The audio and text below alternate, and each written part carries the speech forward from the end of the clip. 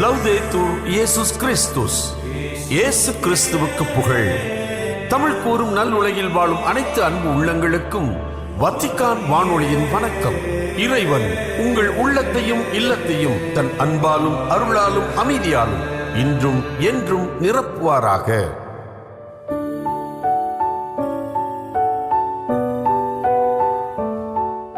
அன்பு நேயர்களே, வத்திக்கான் வானொலி இன்று உங்களுக்கு வழங்குபவை ஆன்றோர் வாக்கு, அவர் பெயர் மரியா மற்றும் செய்திகள்.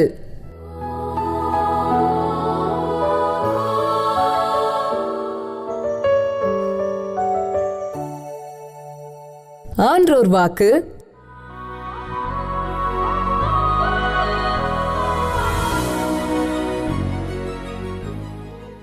ஆண்டோர் வாக்கு என்ற இந்த சிந்தனையிலே இன்று உங்களை விண்வெளிக்கு அழைத்து செல்ல விரும்புகிறேன். நம் அனைவருக்கும் தெரியும், 1969 ஆண்டு ஜூலை மாதம் 21ஆம் நாள் நீல் ஆம்ஸ்ட்ராங் என்பவர் நிலவின் மீது அவர் கால் பதித்தார். அவர் திரும்ப வந்த பிற்பாடு அவரிடம் ஒருவர் கேட்டார், நீங்கள் அந்த நிலவின் மீது அடியெடுத்து வைத்தபோது உங்களுக்கு எப்படி இருந்தது என்று. இதோ அதற்கு அவர் சொன்ன ஒரு பதில். அந்த நீல் ஆம்ஸ்ட்ராங் சொன்னார், that is one small step for man, one giant leap for mankind, setting foot on the moon. அதாவது ஒரு மனிதன் காலெடுத்து ஒரு அடி வைத்தான், அது அவனுக்கு மிக சாதாரணமாகவே இருந்தது. ஆனால் மனுக்குலத்திற்கோ அது ஒரு மிகப்பெரிய தாண்டுதல். ஏனென்றால் மனுக்குலம் முதல் முறையாக அந்த நிலவிலே சென்று கால் பதித்த அந்த நேரம் வரலாற்றிலே மிக முக்கியமான ஒரு நேரம், இதுவரை இல்லாத ஒன்றை சாதித்த ஒரு நேரம். நண்பர்களே, இந்த கூற்று நமக்கு எதை நினைவுபடுத்துகின்றது? நம்முடைய வாழ்விலே சில சமயங்களில் நாம் சிறு சிறு செயல்களை செய்யும்போது இது மிக சாதாரண ஒரு செயல்தானே என்று நாம் நினைத்திருப்போம். ஆனால் மற்றவர்களுக்கோ அது ஒரு மிகப்பெரிய சாதனையாக அல்லது மிகவும் நன்மை பயக்கக்கூடியதாக அமைவதை நம்முடைய வாழ்வில் அன்றாடம் பார்த்திருக்கிறோம். எனவே எப்படி நீல் ஆம்ஸ்ட்ராங் என்பவருக்கு அவர் அந்த விண்கலத்திலிருந்து இறங்கி முதல் அடியை நிலவின் மீது வைக்கும்போது அது ஒரு சாதாரண அடி வைப்பதாகத்தான் இருந்தது. ஆனால் மனுக்குலத்திற்கோ அது ஒரு மாபெரும் செயல், மறக்கக்கூடாத ஒரு செயல், வெற்றிமிக்க ஒரு செயல். நம் வாழ்விலும் அப்படித்தான். எனவே மிகச்சிறிய காரியங்களை நாம் செய்யும்போது, மிக சாதாரணமான செயல்களை நாம் மேற்கொள்ளும் போது, இதுவும் முக்கியமானதே, இதுவும் புகழுக்குரியதே என்பதை நினைத்து செயல்பட்டால் வெற்றி நமதே. உங்கள் அனைவருக்கும் வாழ்த்துக்கள்.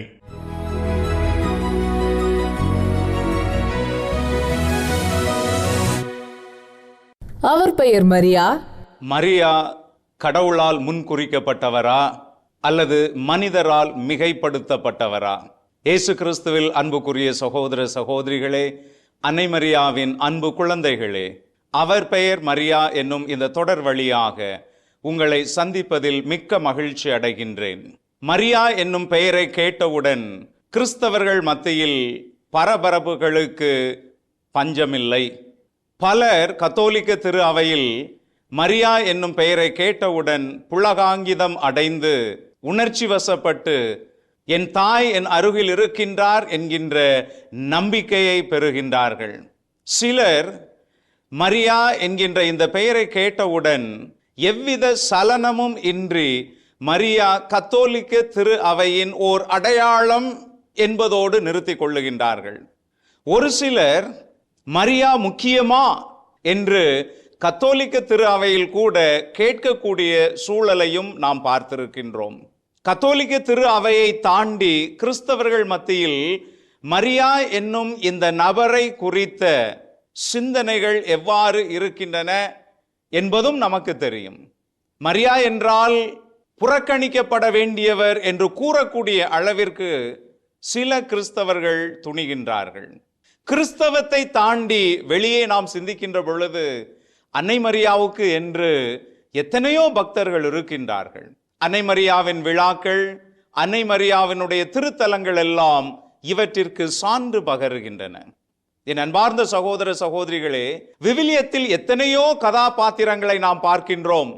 ஆதாம் ஏவாள் தொடங்கி நோவா வழியாக ஆபிரகாமில் நம் தந்தையை பெற்று எத்தனையோ நபர்கள், கடவுள் பயன்படுத்திய நபர்கள், அவர்களையெல்லாம் நாம் நன்மதிப்போடு நம் நினைவில் வைத்திருக்கின்றோம், நம்முடைய முன்மாதிரிகையாக ஏற்றுக்கொண்டிருக்கின்றோம். ஆனால் புதிய ஏற்பாட்டின் தொடக்கத்தில் கடவுள் மரியாவை தேர்ந்தெடுக்கின்றார். அந்த மரியாவை பற்றி நாம் சிந்திக்கின்ற பொழுது எதற்கான இத்தகைய வேறுபாடுகள்? இந்த சவால் இன்று வரை நம் மத்தியில் இருக்கின்றது. மரியாவை குறித்து எதற்காக இத்தனை வேறுபாடுகளை கொண்ட கண்ணோட்டங்கள் இருக்கின்றன என்கின்ற அடிப்படை கேள்வியை நாம் கேட்டு பார்ப்போம். இன்றைய யதார்த்த சூழ்நிலை என்னவென்றால், மரியா என்கின்ற நபரை பற்றிய சிந்தனை எழுந்தவுடன் ஒவ்வொருவரும் தங்களுடைய விருப்பு வெறுப்புகளின் அடிப்படையில் மட்டுமே தங்களுடைய கருத்தினை கூறி அந்த கருத்து தான் உண்மையான கருத்து என்று உறுதிப்பட கூற எத்தனிக்கின்றார்கள். விவாதங்களிலும் விதண்டாவாதங்களிலும் தான் நம்முடைய உரையாடல்களும் சிந்தனை கருத்துக்களும் இருக்கின்றனவே ஒழிய, விவிலியத்தின் அடிப்படையில் மரியாவை சிந்திக்க நம்மில் பலர் தவறிவிட்டோம், தயங்குகின்றோம், அல்லது விவிலியத்தின் அடிப்படையில் எவ்வாறு சிந்திக்க வேண்டும் என்பதை தெரியாமல் வைத்திருக்கின்றோம். உணர்ச்சி பூர்வமாக மட்டுமே மரியாவை நம்மில் பலர் அணுகுகின்றோம். அந்த முறை முற்றிலும் சரியான முறையாக இருக்குமா என்றால் அது நிச்சயமாக இருக்காது. விவாதங்களிலும் விதண்டாவாதங்களிலும் மரியாவின் உண்மைத்தன்மையை கண்டு அறிவதை நாம் நிறுத்திவிட்டு விவிலியத்தின் அடிப்படையில் நாம் மரியாவை உற்று நோக்க முன்வருவோம். அதுவே நமக்கு மரியாவை பற்றிய சரியான கடவுள் விரும்புகின்ற புரிதலை கொடுக்கும். மீண்டும் கூறுகின்றேன், சரியான கடவுள் விரும்புகின்ற உண்மைத்தன்மையை நமக்கு கொடுக்கும். இதன் முறை என்ன? நாம் அனைவருமே விவிலியத்தை வாசிக்கின்றோம். நம்மில் பலர் விவிலிய கதாபாத்திரங்களையும் விவிலிய நிகழ்வுகளையும் எந்த கண்ணோட்டத்தில் வாசிக்கின்றோம்? இவையெல்லாம் முன்னொரு காலத்தில் நடந்த வரலாறு என்று நாம் கருதிவிட்டு ஒதுங்கி விடுகின்றோமா? அல்லது அந்த வரலாற்றை தாண்டி மீட்பின் வரலாற்றில் மனிதரோடு ஈடுபாடு கொண்ட கடவுளை அதில் சிந்திக்கின்றோமா? வரலாறு என்பது ஒரு தகவலுக்காக, கிறிஸ்துவின் மீது நான் விசுவாசம் என்னும் நம்பிக்கையை கொண்டிருக்கின்றேன், அப்படி என்றால் இந்த விசுவாசம் என்னும் நம்பிக்கையில் என்னுடைய மூதாதையர்கள் யார்?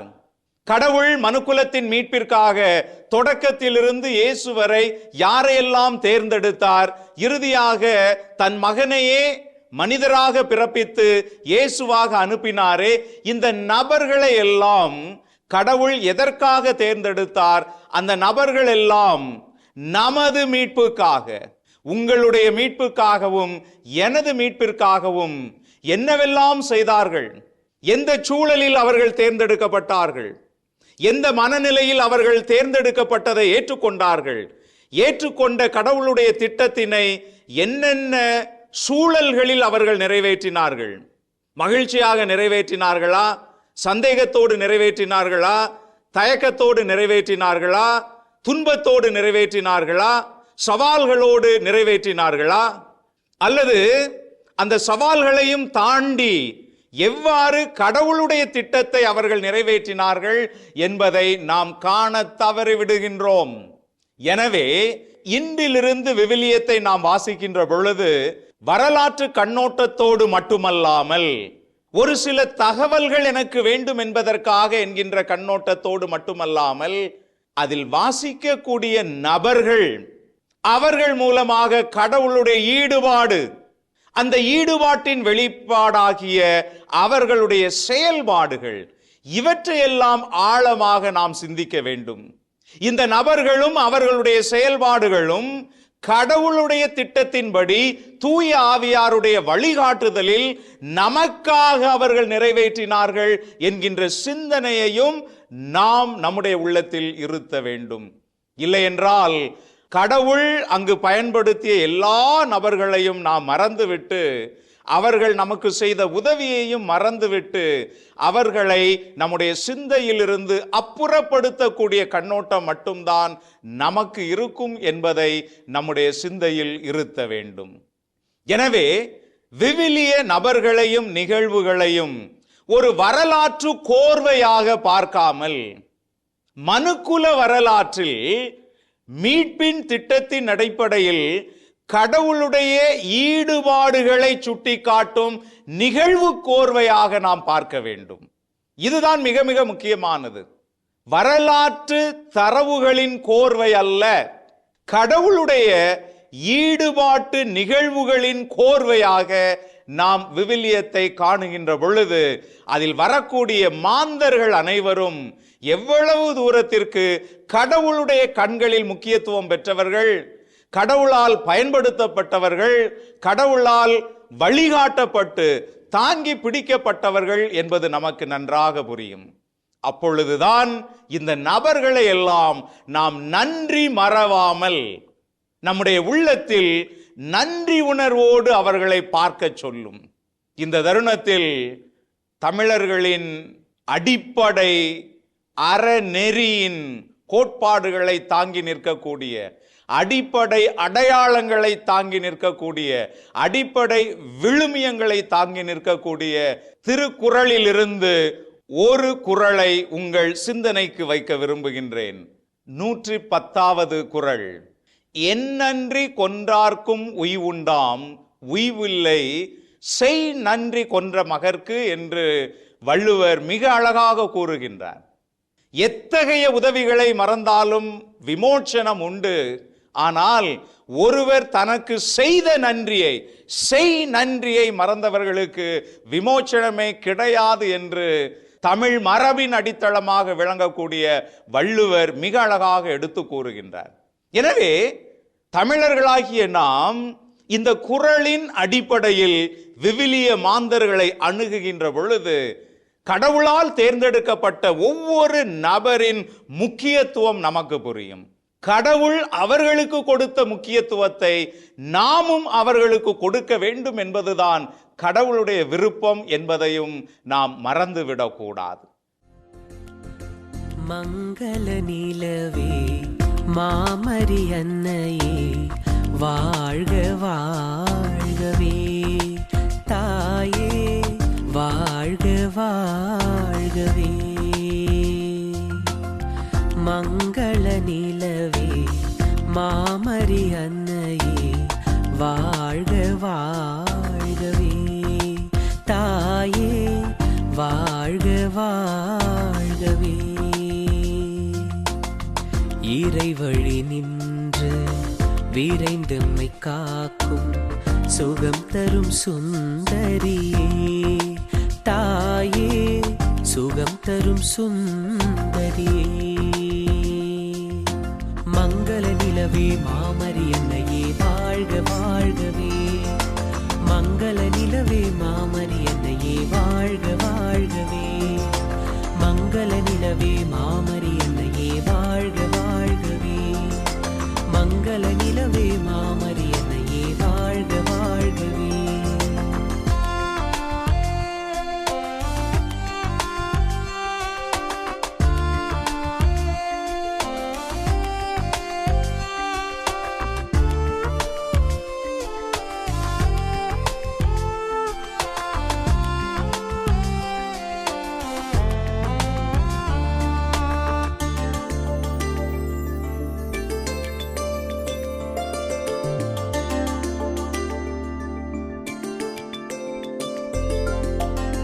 வேளா நகர் போற்றும் காவியமே, வேளையில் துணை நிற்கும் காவலியே.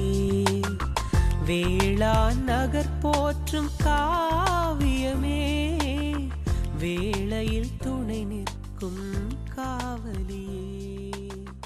வரங்களை பொழியும்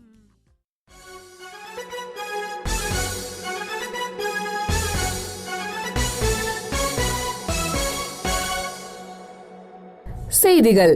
புனிதர்கள் பேதுரு மற்றும் பவுல் பெருவிழாவையொட்டி ரோம் நகருக்கு வருகை தந்த கான்ஸ்டாண்டினோபிள் திரு அவையின் பிரதிநிதிகளை சந்தித்த திருத்தந்தை 14ஆம் லியோ அவர்கள் கிறிஸ்தவர்களின் முழுமையான ஒற்றுமையை நோக்கிய பயணத்தில் தொடர்ந்து முன்னேற வேண்டியதன் அவசியத்தை வலியுறுத்தினார். கிறிஸ்தவ ஒன்றிப்பு முதுபெரும் தந்தை பர்த்தலோமேயு அவர்களுக்கும் அவர்களை பிரதிநிதித்துவப்படுத்தி ரோம் வந்திருந்த குழுவினருக்கும் தனது நன்றியை தெரிவித்த திருத்தந்தை இரு திரு அவைகளுக்கும் இடையே நீண்ட காலமாக நிலவி வரும் சகோதரத்துவ உறவின் அடையாளமாக இந்த வருகைகள் அமைந்துள்ளன என்று குறிப்பிட்டார். கடந்த ஆண்டு புனித அந்திரேயா திருவிழாவையொட்டி இஸ்தான்புலில் உள்ள பனார் பகுதியில் அமைந்துள்ள புனித ஜார்ஜ் முதுபெரும் தந்தையர் ஆலயத்திற்கு மேற்கொண்ட தனது வருகையை சுட்டிக்காட்டிய திருத்தந்தை முதுபெரும் தந்தை பர்த்தலோமேயுடன் நடைபெற்ற சந்திப்புகள் ஒருவருக்கொருவர் நல்லுறவை வலுப்படுத்தியதுடன் கிறிஸ்தவ ஒற்றுமை குறித்த பொதுவான விருப்பத்தையும் வெளிப்படுத்தியதாக தெரிவித்தார். ரோம் மறைமாவட்டத்தின் நிர்வாக அமைப்பில் திருத்தந்தை பிரான்சிஸ் அவர்கள் மேற்கொண்ட சீர்திருத்தங்களுக்கு பிறகு தற்போது 3 ஆண்டுகள் கழித்து திருத்தந்தை 14ஆம் லியோ அவர்கள் புதிய மாற்றங்களை அறிமுகப்படுத்தியுள்ளார். கான்ஃபாமா ஃப்ராட்ரஸ் டுவோஸ், உன் சகோதரர்களை உறுதிப்படுத்து என்ற திருத்தூது மடலின் மூலம் இன் எக்லேசியாரும் கம்யூனியோனே என்ற அப்போஸ்தலிக்க அரசியல் அமைப்பில் இந்த திருத்தங்களை அவர் மேற்கொண்டுள்ளார். புனித பேதுருவிடம் இயேசு கூறிய நீ உன் சகோதரர்களை உறுதிப்படுத்து என்ற வார்த்தைகளை எடுத்துக்காட்டிய திருத்தந்தை பேதுருவின் பணியின் வழியாக திரு அவைகளின் ஒற்றுமையை உறுதிப்படுத்துவது ரோம் திரு அவையின் தனித்துவமான பணியாகும் என்று வலியுறுத்தினார். திருத்தந்தை 14ஆம் லியோ அவர்கள் ஒருங்கிணைந்த மனித மேம்பாட்டை ஊக்குவிக்கும் திருப்பீடத்துறைக்கு புதிய தலைவர்களை நியமித்துள்ளார் என்று திருப்பீட செய்தி தொடர்பகம் தெரிவித்துள்ளது. அருள் சகோதரி அலெக்சாண்ட்ரா ஸ்மெர்லி அவர்களை தலைவராகவும், கர்தினால் பாபியோ பாஜியோ அவர்களை லவுதாதோசி உயர்கல்வி மையத்திற்கான சிறப்பு பொறுப்புடன் கூடிய இணை தலைவராகவும், பேரருள் திரு ஜோசப் பார்லாஸ் அவர்களை செயலாளராகவும் திருத்தந்தை நியமித்துள்ளார். இந்த 3 நியமனங்களை தொடர்ந்து வரும் செப்டம்பர் 1ஆம் நாள் அன்று இந்த மூவரும் பொறுப்பேற்றுக் கொள்வர் என்று அச்செய்தி தொடர்பகம் குறிப்பிட்டுள்ளது. தொன் போஸ்கோவின் சலேசிய அருள் சகோதரிகள் சபையின் உறுப்பினரான அருள் சகோதரி அலெக்சாண்ட்ரா ஸ்மெர்லி 2021 முதல் திருப்பிடத்துறையின் செயலாளராக பணியாற்றி வந்தார் என்பது குறிப்பிடத்தக்கது. கடந்த 2022ஆம் ஆண்டு முதல் திருப்பிடத்துறையின் தலைவராக பணியாற்றி வந்த கர்தினால் மைக்கேல் ஷெர்னி அவர்களை தொடர்ந்து அருட்சகோதரி ஸ்மெர்லி இந்த பொறுப்பை ஏற்க உள்ளார் என்பது குறிப்பிடத்தக்கது. வத்திக்கானின் கண்காணிப்பு மற்றும் நிதி தகவல் ஆணையம் நிறுவப்பட்டு 15 ஆண்டுகள் நிறைவடைந்துள்ள நிலையில் அதன் விரிவான சீர்திருத்தத்திற்கு திருத்தந்தை 14ஆம் லியோ அவர்கள் ஒப்புதல் அளித்துள்ளார். இந்த சீர்திருத்தம் ஒரு புதிய சட்டத்தையும் அந்த ஆணையத்தின் முதல் உள்கட்டமைப்பு ஒழுங்குமுறைகளையும் அறிமுகப்படுத்துகிறது. இது வத்திக்கானின் வெளிப்படைத்தன்மை, நிதியை கையாளுவதில் நேர்மை மற்றும் அனைத்துலக நாடுகளுடனான இணக்கம் ஆகியவற்றின் மீதான அர்ப்பணிப்பை வலுப்படுத்துகிறது. பணமோசடி, பயங்கரவாத நிதி உதவி, பேரழிவு தரும் ஆயுதங்களின் பெருக்கம் மற்றும் நிதி மேற்பார்வை ஆகியவற்றை எதிர்ப்பதற்கான வளர்ந்து வரும் உலகளாவிய தரநிலைகளுக்கு ஏற்ப அமைந்துள்ள இந்த சீர்திருத்தங்கள் திரு அவை மற்றும் வத்திக்கான் நகர அரசின் செயல்பாடுகளை மாற்றி அமைப்பதாக அமைந்துள்ளன. இந்த புதிய கட்டமைப்பு ஐரோப்பிய ஒன்றியத்தின் 6வது பணமோசடி தடுப்பு வழிகாட்டுதல் மற்றும் எக்மான் குழுவின் சட்டம் உள்ளிட்ட அண்மை அனைத்துலக முன்னேற்றங்களையும் உள்ளடக்கியது.